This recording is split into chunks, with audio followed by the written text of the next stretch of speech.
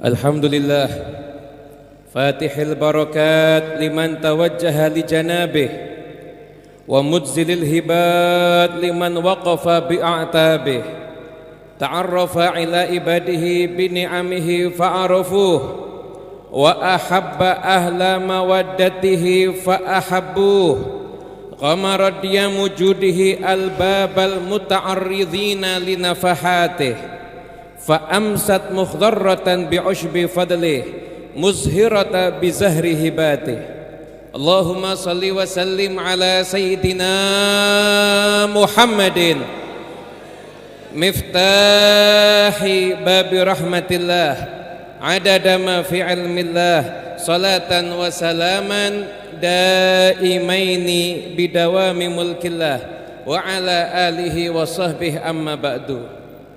Para habaib, para alim ulama, para hadirin yang dimuliakan oleh Allah Subhanahu wa taala, saat ini adalah saat-saat yang indah dalam kehidupan kita. Saat-saat yang insya Allah akan menyelamatkan kita di dunia ini sampai di akhirat nanti. Kita berkumpul di lautan salah seorang kekasih Allah Ta'ala yang menghabiskan usia hidupnya untuk mengajak umat mencintai Allah dan mencintai Rasulnya, untuk berkhidmat kepada umat, dan tidak diragukan lagi saat ini guyuran rahmat Allah menaungi kita semuanya. Malaikat rahmat sedang berada di antara kita semuanya, dan saat ini Allah sedang membanggakan kita di hadapan para malaikatnya. Insya Allah saat ini Nabi Muhammad SAW tersenyum bahagia menyaksikan kita semuanya, menyaksikan kita berkumpul di tempat ini untuk bersama-sama, untuk bersaudara, untuk bersatu di bawah barisan Al-Imam Al-Habib Ali bin Muhammad Al-Habsyi.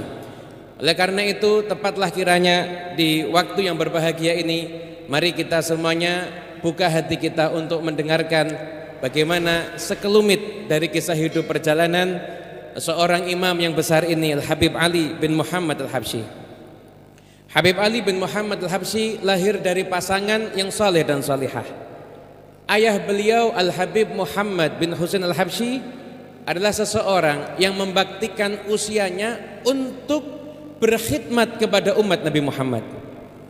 Sedangkan ibu beliau Hababah Alawiyah seorang wanita terpelajar, wanita yang terdidik, wanita yang dibimbing oleh seorang kekasih Allah, Al-Habib Ahmad bin Umar bin Smith. Anda tahu niat pernikahan keduanya adalah bukan niat menikah untuk bersenang-senang, adalah bukan niat menikah untuk sekedar punya keturunan, namun niat menikah untuk menjadi pelayan agamanya Allah Ta'ala. Sehingga dari pernikahan ini dilahirkan di kota Qasam. Qasam bukan kota yang besar, Qasam itu desa, tempat yang sederhana, tempat yang saat ini aja apabila kita melaluinya bukan tempat yang ramai dengan penduduk. Namun disitulah pernah tinggal seorang kekasih Allah Ta'ala yang bernama Sayyidina Ali bin Alwi Khalid Qasam. Di tempat yang sederhana itu tersimpan mutiara seorang kekasih Allah yang apabila salat ketika tasyahud mengatakan assalamu alayka ayuhan nabi wa rahmatullahi wa barakatuh, maka mendengar jawaban langsung dari Nabi Muhammad, wa alaikasalam ya Syekh. Dengar langsung jawaban dari Nabi Muhammad. Bahkan apabila beliau membaca dan beliau enggak dengar jawaban dari Nabi, beliau akan ulang lagi, assalamu alayka ayuhan nabi wa rahmatullahi wa barakatuh. Ulang lagi sampai beliau mendengarkan jawaban langsung dari Rasulullah sallallahu alaihi wasallam. Hal ini bukan hal yang heran. Memang termaktub dalam hadis Nabi akan menjawab salam setiap umatnya, dan beliau dan semua yang menjadi makmumnya adalah orang yang mendapatkan khususiyah, bukan hanya mendengarkan salam, bukan hanya dijawab salamnya sama Nabi, tapi juga mendengarkan salam jawaban dari Nabi Muhammad SAW. Di tempat itu, di kota Qasam, di desa seperti itu, kenapa ibunya Habib Ali berada di sana saat itu? Karena berdakwah di jalan Allah Ta'ala di saat itu. Di tempat itu lahirlah Habib Ali bin Muhammad bin Husain Al-Habsyi. Ketika lahir Habib Ali, ayahnya nggak ada di sampingnya. Ayah beliau di mana? Ayah beliau sedang di hadapan gurunya Habib Abdullah bin Husain bin Tahir. Seketika ibunya langsung mengirimkan utusan Dan utusan itu sampai ketika ada di satu majlis, begitu mendengar kabar Habib Muhammad memiliki putra, maka semua yang ada di majlis itu berbahagia. Dan lalu Habib Abdullah bin Husain bin Thahir lalu mengatakan, namakanlah anak tersebut Ali, karena aku berharap anak tersebut mewarisi kewalian daripada Sayyidina Ali bin Alwi Khalid Qasam. Hadirin yang dimuliakan Allah Ta'ala, beginilah memberikan nama anak dengan niatan mendapatkan berkah dari orang-orang yang soleh. Beginilah memberikan nama anak, bukan sekedar keren, bukan sekedar bagus, bukan sekedar alasan-alasan yang lainnya, tapi memberikan nama anak adalah dengan harapan mendapatkan keberkahan dari orang-orang yang soleh. Al-Habib Ali tinggal ada di Qasam bersama dengan ibunya, dan beliau itu dari kecil dididik oleh ibunya dengan pendidikan yang luar biasa. Beliau belajar, beliau menghatamkan Al-Quran, bahkan dari kecil sudah nampak tanda keistimewaan Al-Habib Ali bin Muhammad Al-Habsyi. Beliau apabila waktu salat maghrib dan isya, beliau salat di Masjid Jami' Qasam ketika itu. Maka suatu hari beliau salat di sana maghrib, di sana isya di sana. Jadi kita bisa bayangkan pendidikan yang terbaik ketika itu berada di lingkungan yang juga baik. Tinggalnya hidupnya ada di masjid, bagaimana enggak mau jadi orang yang soleh? Tinggalnya ada di masjid. Habib Ali ini bagaimana enggak jadi orang soleh? Kalau lihat ibunya dilihat lagi ngajar, ibunya dilihat lagi ibadah, ibunya dilihat lagi zikir, ibunya dilihat lagi sholatul duha. Ketika tanya kabar ayahnya, ketemu ayahnya lagi dakwah, ayahnya lagi membimbing umat. Gimana enggak jadi orang yang soleh? Setiap hari lingkungannya yang dilihat orang-orang yang baik. Kita kepingin anak kita jadi anak yang soleh, tapi kita nggak menciptakan lingkungan yang baik untuk anak kita. Yang dilihat setiap hari apa yang ada di handphonenya, yang dilihat setiap hari apa yang ada di TV-nya, yang dilihat setiap hari teman-teman yang nggak jelas. Gimana anak kita mau jadi anak yang soleh? Yang dilihat aja nggak ada yang mencerminkan kesolehan. Maka perubahan harus dimulai dari diri kita untuk menciptakan generasi berikutnya yang soleh. Habib Ali ada di Masjid Jami' Qasam. Pulang ke rumah suatu malam, beliau baru teringat jubah beliau ketika itu digantungkan di tiang. Karena dulu tiang ada tempat untuk gantungan, semacam tiang ada di depan saya ini, ada tempat untuk menggantungkan baju begitu. Digantungkan itu jubah di sana. Habib Ali pulang, saat akan tidur baru teringat jubahnya ketinggalan. Diantar sama ibunya kembali ke masjid. Sampai di masjid jubah dicari nggak ada. Cari-cari jubah nggak ada. Ternyata dari balik tiang muncul sesosok penuh dengan cahaya, kemudian mengatakan, wahai Ali, jubahnya saya simpankan untukmu, ambillah jubah ini. Maka seketika diambil sama Habib Ali, sambil perjalanan pulang tanya sama ibunya. Ibunya nanya, takut apa enggak? Karena kalau itu terjadi sama kita, jangankan anak kita, terjadi mungkin sama kita, kita mungkin lari itu. Terjadi sama Habib Ali, ditanya, takut enggak? Kata Habib Ali, enggak takut. Kata ibunya, semoga Allah menguatkan hatimu, semoga Allah memantapkan hatimu. Habib Ali tinggal di Qasam. Di usia beliau yang masih kecil, ayah beliau Al-Habib Muhammad bin Husain Al-Habsyi mendapatkan tugas untuk berdakwah ada di Mekah. Jadi gurunya Al-Habib Abdullah bin Husain bin Thahir. Mungkin ada yang bertanya-tanya, kenapa kok Mekah itu sudah istimewa, kenapa kok dakwahnya di sana? Karena waktu itu banyak jamaah haji yang datang pulang mengatakan sama Habib Abdullah bin Husain bin Thahir, di Mekah makmur, di haram banyak halaqah, tapi ke pelosok-pelosok banyak orang awam di sana. Banyak orang awam di sana. Ketika itu banyak ulama yang nggak fokus sampai ke pelosok-pelosok di zaman itu. Maka mendengar itu, langsung Habib Abdullah bin Husain bin Thahir mengutus murid kesayangannya Al-Habib Muhammad bin Husain Al-Habsyi untuk pergi ke Mekah, dan beliau mengatakan jangan hanya dakwah di sekitar haram, namun pergilah sampai ke pelosok-pelosok, sampai ke kampung-kampung untuk menyiarkan agamanya Allah Ta'ala ini, untuk membimbing umat ke jalan yang diridhai oleh Allah Ta'ala. Habib Abdullah bin Husain bin Thahir mengerti muridnya yang satu ini, Habib Muhammad bin Husain, adalah orang yang sukses di dalam dakwahnya. Berbagai macam cara ditempuh oleh Habib Muhammad bin Husain agar dakwah bisa tersampaikan kepada umat. Bahkan terkadang beliau datang kepada para pekerja, para petani, beliau bawa muridnya, para petani disuruh belajar wudhu, belajar sholat, belajar yang wajib-wajib, yang fardhu ain yang harus diketahui. Belajar yang wajib-wajib, muridnya menggantikan tugasnya di sawah. Muridnya mengganti tugasnya di sawah, ini petani belajar sampai selesai, tuntas, sholat ngerti, wudhu ngerti, ditinggal ke tempat lain. Terus seperti itu dakwahnya Habib Muhammad bin Husain Al-Habsyi. Maka Habib Abdullah untuk dakwah di Mekah mengutus muridnya yang paling istimewa Habib Muhammad bin Husain Al-Habsyi untuk ke sana. Dan Habib Muhammad bin Husain Al-Habsyi di sana di Mekah menjadi mufti Haramain selama 11 tahun di masa itu. Habib Ali dalam syair yang mengatakan, famin walidi muftil hijazi Muhammadin talaqqaitu rusdi fi suduri wa iradi. Dari ayahku mufti Hijaz Habib Muhammad, aku mendapatkan petunjuk untuk aku menyampaikan dakwah di jalan Allah Ta'ala. Imamun jalilun qaddasallahu sirrahu lahu da'watul uzma binushin wa irsyadi. Seorang imam yang agung, semoga Allah Ta'ala mensucikan sirnya, seorang imam yang punya gerakan dakwah yang agung, mengajak umat ke jalan yang diridhai oleh Allah Ta'ala dengan jalan yang lemah lembut. Bihi qad hadal maula minal khalqi ummatan qadir takabat fil jahli khittata ibadi. Lewat beliau Habib Muhammad, Allah Ta'ala memberikan petunjuk kepada banyak umat yang sudah jauh jalannya dari Allah Ta'ala, dikembalikan jalan Allah Ta'ala berkat Habib Muhammad bin Husain Al-Habsyi. Da'aha bilutfin fastajabat linusahi bisidqin wa ammat hadiral qaumi wal badi. Beliau berdakwah dengan penuh kelembutan, maka dakwah beliau diterima dan beliau meratakan dakwahnya kepada hadiral qaum yang ada di kota wal badi, sampai yang ada di pedesaan, yang ada di pelosok-pelosok, yang enggak tersentuh sekalipun didatangi oleh Habib Muhammad bin Husain Al-Habsyi untuk beliau menyampaikan dakwah risalah sebagai penerus Nabi Muhammad SAW.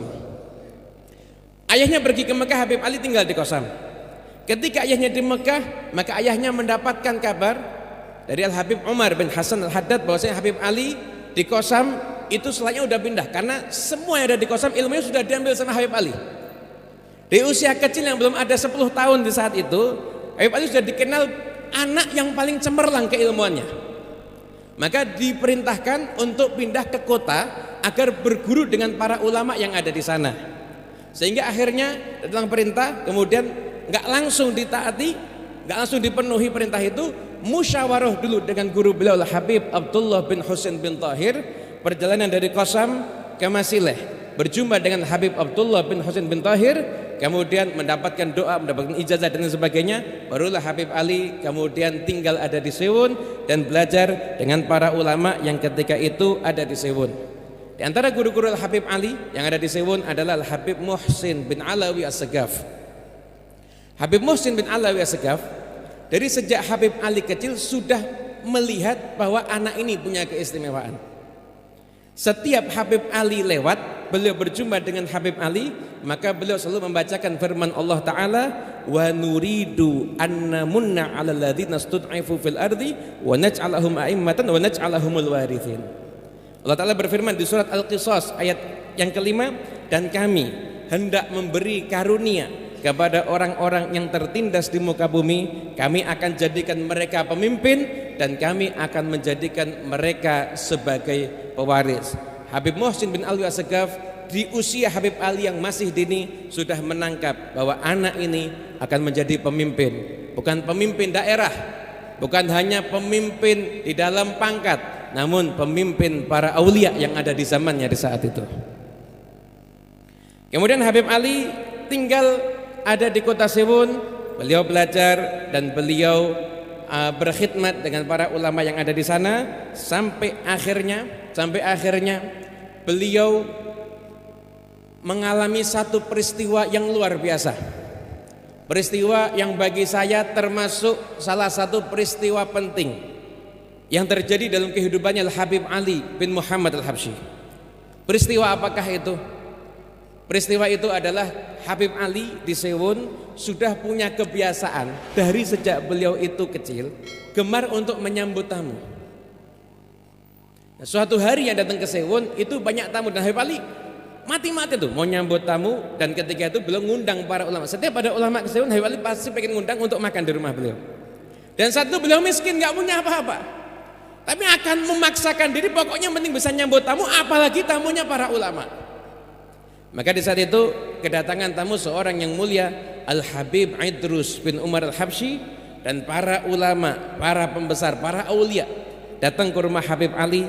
Kemudian di rumah beliau di saat itu dijamu makan, dan di tengah-tengah berlangsung ramah tamah silaturahmi yang berlangsung dengan hangat tersebut, keluarlah ibunya Al-Habib Ali bin Muhammad Al-Habsyi secara spontan, tanpa permintaan, tanpa disuruh. Maka ibu beliau mengatakan, wahai hadirin sekalian, kujadikan kalian semuanya saksi di hadapan Allah nanti, sesungguhnya aku meridhoi anakku Ali.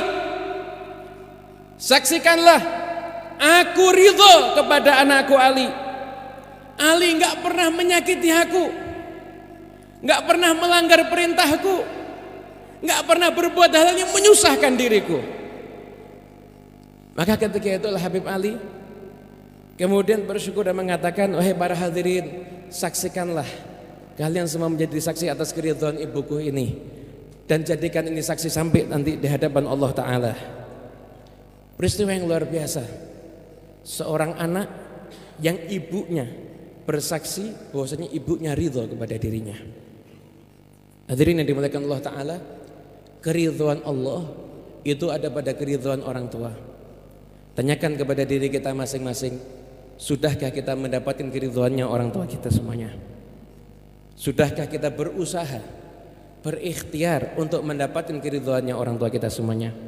Semoga yang orang tuanya masih hidup tidak diwafatkan orang tuanya sebelum meridhoi anak-anaknya semuanya, insyaallah. Amin ya rabbal alamin. Dan semoga yang orang tuanya telah tiada, semoga dijadikan anak yang sekalipun orang tuanya telah tiada tetap bisa menjadi anak yang dicatat sebagai anak yang berbakti di sisi Allah Subhanahu wa taala.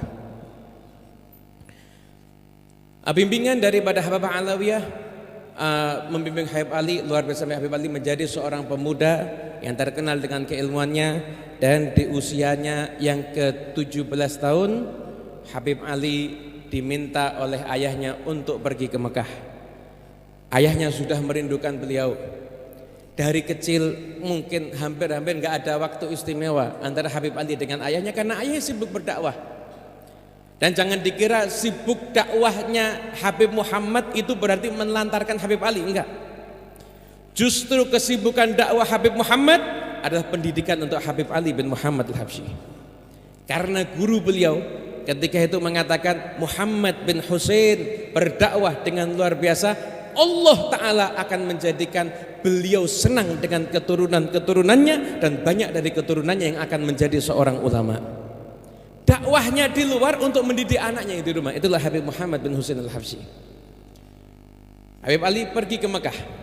Sampai di Mekah Habib Ali dididik langsung oleh orang tuanya. Bahkan beliau mengatakan, saya menghatamkan langsung beberapa kitab di hadapan ayahku Muhammad. Bahkan sebagian kitab lagi saya dengarkan yang membacakan kakakku Husain. Kakak Husain yang membacakan kitab di depan ayahku. Dididik Habib Ali di Mekah kurang lebih selama 2 tahun. Dan ketika Habib Ali sampai ke Mekah, Habib Muhammad lalu mengatakan, engkau nggak akan kembali ke Hadramut lagi selamanya. Sama saya terus di sini. Bahkan kalau ibunya titip kirim surat, disobek sama ayahnya ketika itu. Min ajli tarbiyah. Bukan karena apa? Karena demi pendidikan anaknya, Habib Muhammad ingin anaknya benar-benar konsentrasi di dalam mencari ilmu. Dan yang istimewa, Habib Ali tinggal di Mekah. Di masa itu, Anda bisa lihat Mekah di masa itu, akhyarin, orang-orang baik semuanya. Habib Ali tidak diizinkan untuk ke Masjidil Haram kecuali harus dikawal oleh ayahnya. Kenapa? Karena di Mekah betul banyak orang baik. Namun Mekah itu pusat keilmuan dunia, pusat Islam dunia. Berbagai macam aliran, berbagai macam madhab, berbagai macam guru, berbagai macam pemikiran itu kumpul di sana semuanya. Habib Muhammad tidak mau Habib Ali ketika di perjalanannya ke Masjidil Haram tertarik atau mengikuti orang yang beda dengan datuk-datuknya. Enggak mau Habib Muhammad bin Husain. Habib Muhammad menjalankan ini bukan tanpa alasan. Thariqah Alawiyah adalah thariqah keluarga. Anak mewarisi thariqah ini dari ayahnya, dari datuknya, terus sampai kepada Nabi Muhammad SAW. Thariqah keluarga dari ayah ke datuk, abun yatalaqqa an abihi wa kata terus. Ayah dapat dari ayahnya, terus seperti ini thariqah keluarga. Kenapa kok dijaga agar tetap mengikuti thariqah ini? Karena apabila seorang anak cucu Nabi mengikuti thariqah alawiyah ini, berkahnya berlipat-lipat. Berkah yang pertama, mengikuti guru yang bisa menyampaikan kepada Allah Ta'ala. Dan berkah yang kedua adalah barokah birrul walidain, berbakti kepada orang tuanya dan kepada datuk-datuknya. Kita nggak pernah mengatakan thariqah lain jelek, nggak pernah. Kita nggak pernah mengatakan thariqah lain kurang baik, nggak pernah. Kepada orang fasik aja kita disuruh husnudzon, apalagi kepada thariqah lain, enggak pernah. Tapi kita menjaga agar tetap berada di thariqah ini karena kita ingin berbakti kepada datuk-datuk kita sampai ke Nabi Muhammad SAW. Ibarat kurang lebih seperti ada seorang anak disiapkan oleh orang tuanya hidangan di rumahnya untuk makan siang, tapi anak itu malah makan siang di tempat yang lain. Maka perbuatan ini pasti membuat orang tuanya kecewa. Lah, anak yang baik kalau sudah disiapkan oleh orang tuanya, pasti dia akan makan di tempat orang tuanya tersebut. Begitulah thariqah alawiyah disiapkan oleh datuk-datuk kita sampai ke Nabi Muhammad SAW untuk diikuti oleh anak cucunya, agar anak cucunya menjadi orang yang sambung dan wusul sampai kepada Allah Subhanahu wa Ta'ala. Dan ketika kita menyampaikan tentang thariqah alawiyah bukan thariqah eksklusif. Bukan hanya yang bernasab alawi yang bisa mengikuti thariqah alawiyah. Anda yang telah hadir di acara haul ini, Anda yang biasa membaca Ratibul Haddad, membaca maulid, mengikuti jalan daripada para habaib, maka Anda telah mengikuti thariqah alawiyah. Bersama-sama kita semuanya dibimbing sampai nanti akan sambung kepada Allah Ta'ala, mendapatkan ridha Allah Ta'ala dan masuk surga bersama dengan junjungan kita Nabi besar Muhammad SAW. Habib Ali Habib Muhammad mendidik langsung Habib Ali, dididik anaknya, kemudian setelah itu diberikan anak tersebut kebaikan, ajarkan anak tersebut ilmu, sampai akhirnya singkat cerita Habib Ali harus kembali ke Hadramut karena beliau menemani ipar beliau Habib Alwi As-Segaf. Alwi As-Segaf adalah penulis kitab Tarsyikhul Mustafidin, syarah dari Fathul Mu'in. Itu adalah iparnya Habib Ali bin Muhammad Al-Habsyi. Jadi Habib Muhammad bin Husain itu mendidik dan melahirkan orang-orang yang mulia. Dari tangan Habib Muhammad bin Husain lahirlah Sahibul Hal Habib Ali yang kita bacakan manaqibnya di saat ini. Lahirlah pula Habib Husain bin Muhammad bin Husain Al-Habsyi yang menjadi mufti menggantikan ayahnya di Mekah. Habib Husain bin Muhammad bin Husain Al-Habsyi adalah guru dari Kiai Haji Hashim Asy'ari dan Syekhana Khalil Al-Bangkalani. Tertulis di kitab Tasniful Asma. Begitu juga guru dari Syekh Mahfud At-Tarmasi, tertulis di situ bahwasanya beliau Syekh Mahfud At-Tarmasi, Kiai Haji Hashim Asy'ari, kemudian Syekhana Khalil Al-Bangkalani, mereka semuanya berguru kepada Habib Husain bin Muhammad bin Husain Al-Habsyi. Dan kedekatan ini enggak hilang, terus tetap ada. Di zaman Kiai Haji Hashim Asy'ari, beliau pernah mampir ke masjid ini. Kiai Hashim Asy'ari dari Jombang mau pergi ke Tegal, beliau mampir ke Masjid Riyadh, mau menyambung hubungan dengan Habib Alwi. Sampai ada di hadapan Habib Alwi, beliau mengatakan, "Wahai Habib, saya adalah murid dari paman antum." Dan terus kedekatan ini sampai diwariskan kepada Al-Habib Anis. Habib Anis menjalin kedekatan dengan para kiai yang ada di sekitar Solo ini, dengan Kiai Ahmad Umar Abdul Manan, dengan Kiai Ahmad Mustafa, dengan Kiai Muhammad Mubarid, dengan Kiai Rahmat yang lainnya. Anda tahu dulu ada Kiai Rahmat itu sering menghadiri rohasi yang ada di Masjid Riyadh. Habib Anis ketika tahu Kiai Rahmat itu sudah giginya udah nggak bisa untuk mengunyah kacang lagi, Habib Anis beliau beli penumbuk kacang, setiap sebelum roha beliau numbuk kacang agar Kiai Rahmat itu bisa makan kacang dengan enak. Agar akhlak ini diwariskan, kedekatan ini nggak hilang terus sampai sekarang.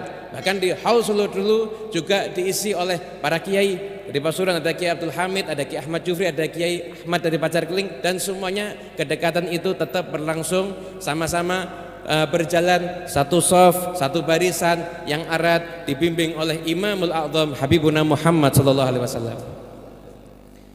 Kemudian Habib Ali pulang ke Hadramut, dan sampainya ada di Hadramut beliau memulai dakwah usia 19 tahun, beliau di Mekah hanya 2 tahun, usia 19 tahun beliau memulai dakwah. Beliau berdakwah ada di Masjid Hambal. Awal Habib Ali berdakwah ada di Masjid Hambal, beliau pernah menceritakan, saya apabila saya menyampaikan ilmu, saya mengajar, kurang lebih 300 orang yang hadir ketika itu. Dan kata Habib Ali, di sekitar Masjid Hambal itu isinya orang-orang soleh. Di sana ada Abdullah bin Zain Basalamah, seorang pengusaha yang kata Habib Ali, setiap saya masuk ke masjid untuk qiyamul lail tahajud, beliau sudah ada di tiang masjid berdiri membacakan Quran ketika sholat. Ada juga Syekh Muhammad Al-Khatib, ada di samping Habib Ali. Ada pula Ahmad bin Ali Makarim, itu orang-orang yang ada di dekat Habib Ali ketika beliau awal mengajar ada di Masjid Hambal.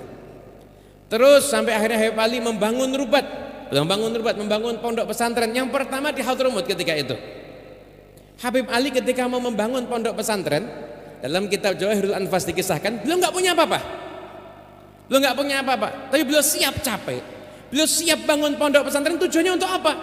Tujuannya adalah untuk khidmat kepada agama Islam ini dan kepada syariatnya Nabi Muhammad SAW, bukan yang lain. Tujuannya untuk khidmat.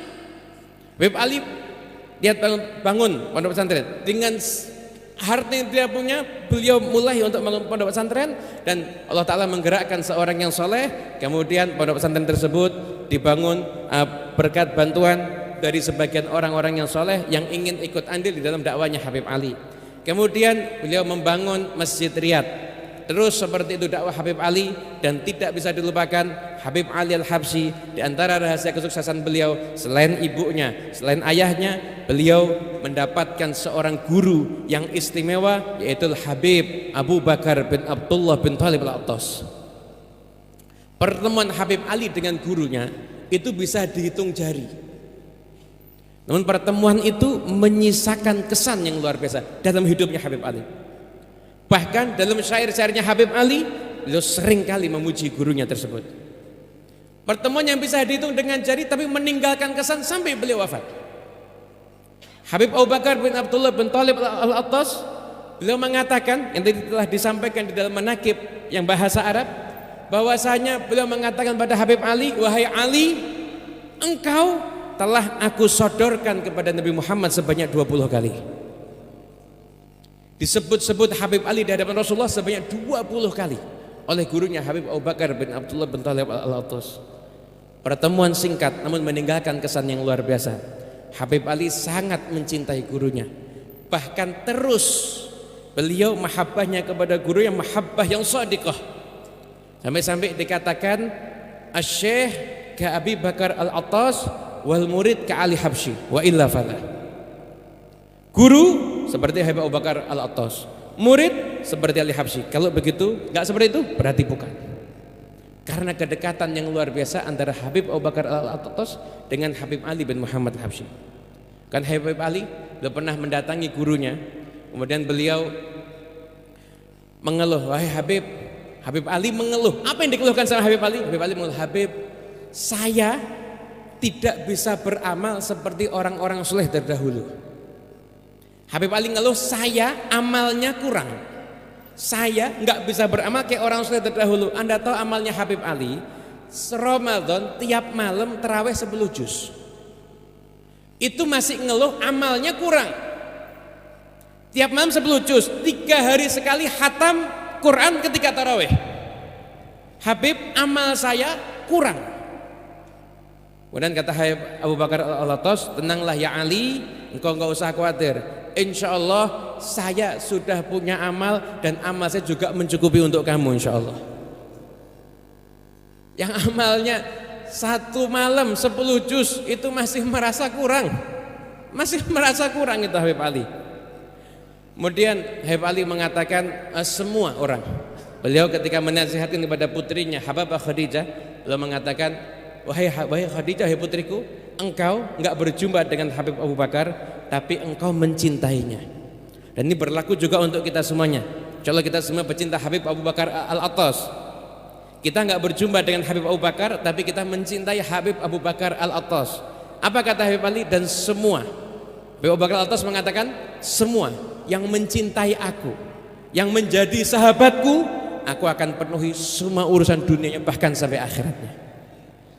Semua yang mencintai Habib Abu Bakar Al-Attas, begitulah yang disampaikan oleh Habib Ali bin Muhammad Al-Habsyi.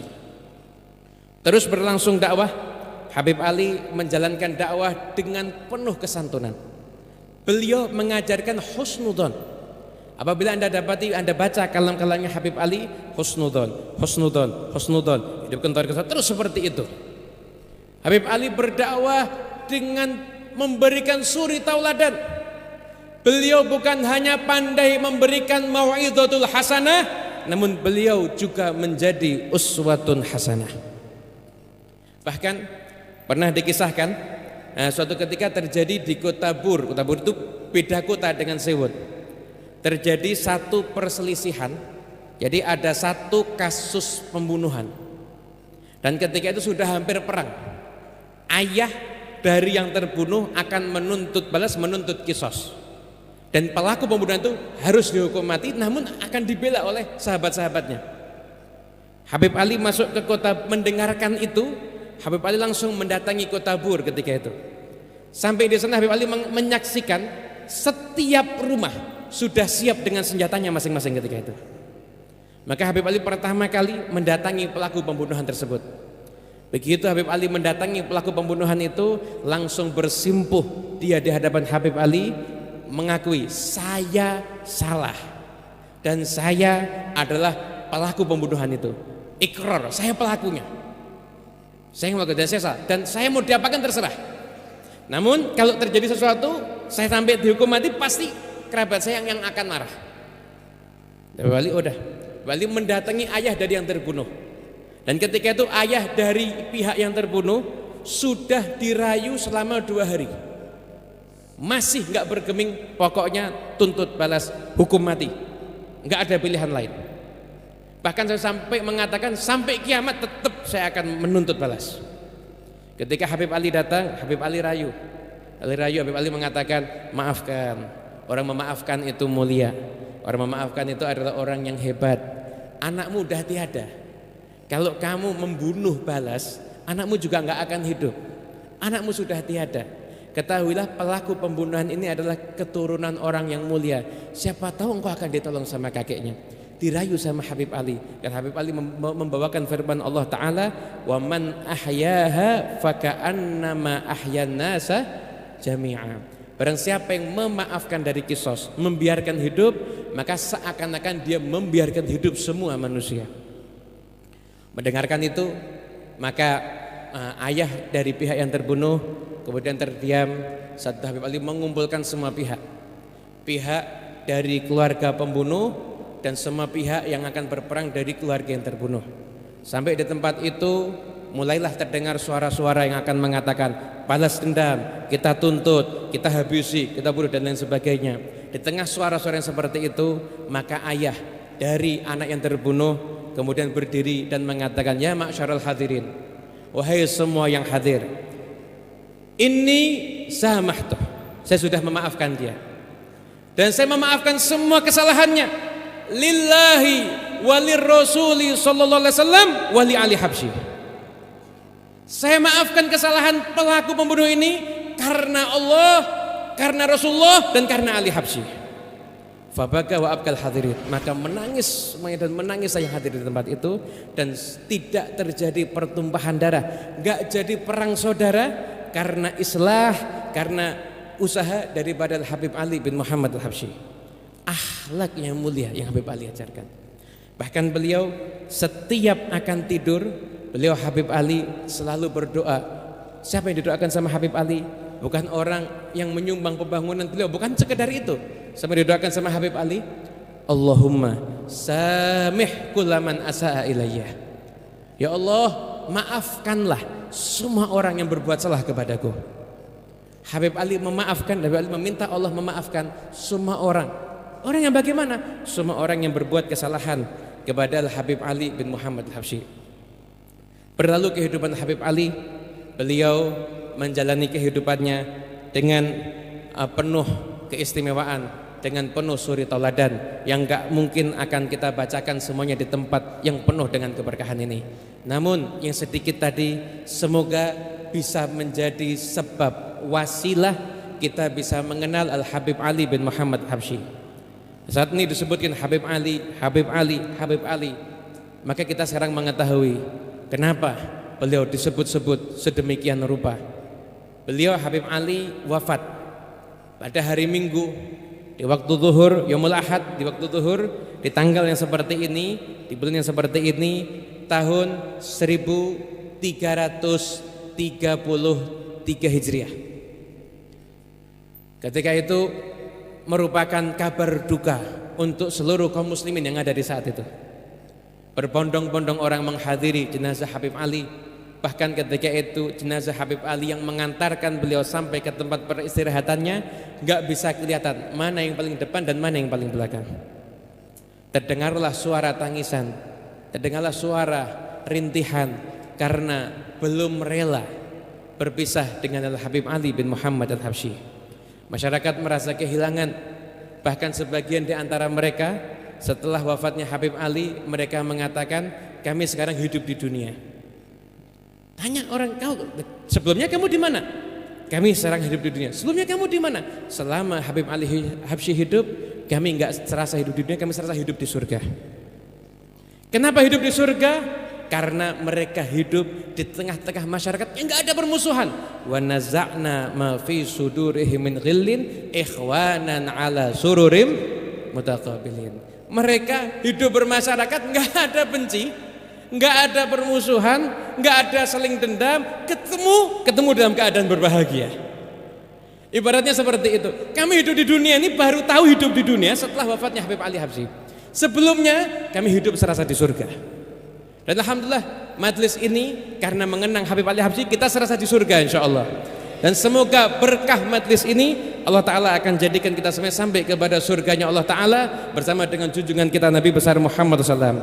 Ya Rabb ya Allah, berkat kekasihmu tercinta Habibuna Muhammad SAW dan berkat para awliyamu khususnya Al-Habib Ali bin Muhammad Al-Habsyi, ampunilah dosa-dosa kami semuanya, tutupilah aib-aib kami semuanya, bersihkanlah hati kami, lindungi kami dan keluarga kami dari segala macam musibah, selamatkan kami dari akidah-akidah yang sesat, kembalikan kami ke jalannya orang-orang tua kami ya Rabb, kembalikanlah kami ke jalannya salaf ya Allah. Siapapun yang sedang sakit di antara kami maka sembuhkanlah ya Allah. Ya Rabb ya Allah, panjangkanlah umur guru-guru kami semuanya, panjangkanlah umur para ulama kami semuanya. Kami betul-betul mengenang di saat terakhir hal yang semacam ini masih bersama kami Habib Tahir bin Abdullah Al-Kaf wal Habib Umar bin Abu Bakar Al-Muhdhar, dan mereka telah mendahului kami. Ya Rabb ya Allah, jadikan kubur mereka taman daripada taman surga. Dan yang masih ada di antara kami jagalah ya Rabb, berikanlah kepada mereka panjang umur, berikanlah kepada mereka kesehatan, berikanlah kepada mereka kemudahan agar mereka dapat membimbing kami ke jalan yang diridhai oleh Allah Subhanahu wa taala. Ya Rabb ya Allah, apabila Engkau mengambil para ulama kami saat ini, sungguh kami seperti anak yatim ya Rabb. Kami enggak ada yang membimbing, kami enggak ada yang mengarahkan, maka panjangkanlah usia mereka semuanya. Ya Rabb ya Allah, ya Rabb ya Allah, pertemukan kami kembali semuanya di tempat ini di tahun-tahun yang akan datang dalam keadaan yang lebih baik. Ya Rabb ya Allah, banyak saudara-saudara kami di saat ini, di hari ini tidak bisa menghadiri acara ini karena memang keterbatasan yang sedang terjadi. Ya Rabb ya Allah, berikanlah kepada mereka keberkahan yang sama dengan kami. Ya Rabb ya Allah, kumpulkan kami dengan mereka bersama-sama di tahun yang akan datang dalam keadaan yang lebih baik. Ya Rabb ya Allah, lindungi bumi Indonesia ini, angkat segala wabah penyakit, berikanlah kepada seluruh warganya keberkahan, berikanlah kepada seluruh masyarakatnya kemudahan. Ya Rabb ya Allah, ya Rabb ya Allah, kabulkanlah semua permohonan kami ini, pandanglah hati kami semuanya ya Rabb, pandanglah hati kami semuanya ya Rabb, jadikan kami semuanya orang yang Engkau pantaskan untuk bisa dicintai oleh para aulia Allah wassalihin. Ya Rabb ya Allah, ya Rabb ya Allah, jika Engkau tidak mengampuni kami, kepada siapa kami akan memohon pengampunan ya Rabb? Dengan apa kami akan menghadap-Mu ya Rabb? Ya Rabb, ya Allah, kami berkumpul di tempat ini mengharapkan keberkahan dari kekasih-Mu, mengharapkan keberkahan dari makhluk yang Engkau cintai, maka keberkahan beliau jadikan kami semua Engkau cintai ya Rabb. Jadikanlah kami semua Engkau cintai ya Rabb. Panjangkan usia kami dalam ketaatan dan husnul khatimah, dan jadikan kami semuanya orang-orang yang selalu bisa membahagiakan dan berbahagia Nabi Muhammad SAW karena kami semuanya ya Rabb. Jadikan kami selalu berkumpul dengan Rasulullah SAW di dunia ini. Jangan putuskan kami dengan Nabi Muhammad di dunia ini sampai di akhirat nanti. Jadikan kami semuanya menempati kedudukan yang tinggi di surga bersama dengan junjungan kita Nabi besar Muhammad sallallahu alaihi wasallam.